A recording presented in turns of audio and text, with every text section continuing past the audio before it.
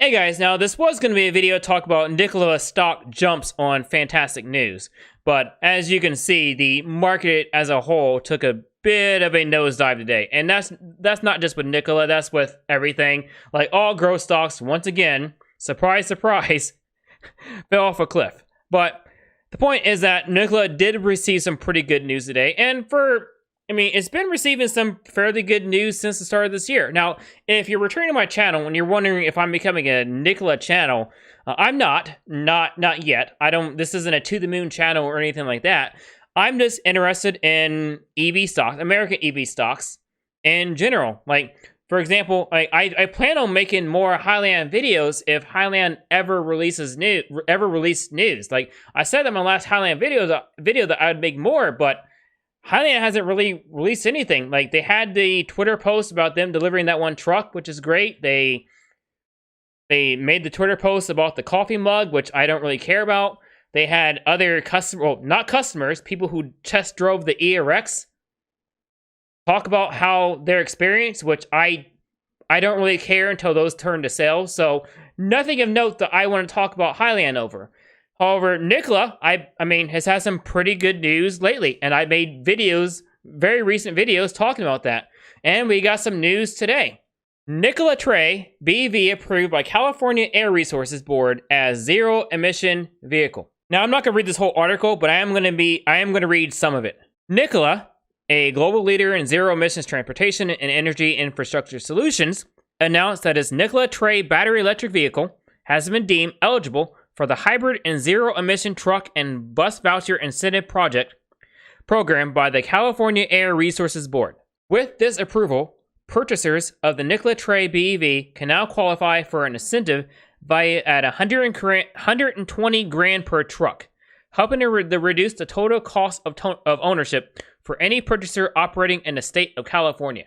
Now that's fantastic, because that right there is going, at least in the state of California, that is going to help Nikola out because they save money. That's going to help the customers save money. Like, this is a win-win for Nikola, especially when, now that they're at the start of their growth journey, at the real start, not what happened in 2020 and early 2021. Not that, but this is very huge for Nikola.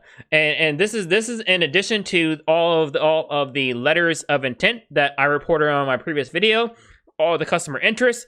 Now these customers could potentially, the ones in California could potentially, but will save money per truck. Now, how do I feel about this in relation to me potentially owning the stock? Now, just for the record, I am not a Nikola shareholder. I'm not shorting Nikola. I don't own any Nikola shares. Like I said in the beginning, I'm just a guy interested in EV truck companies.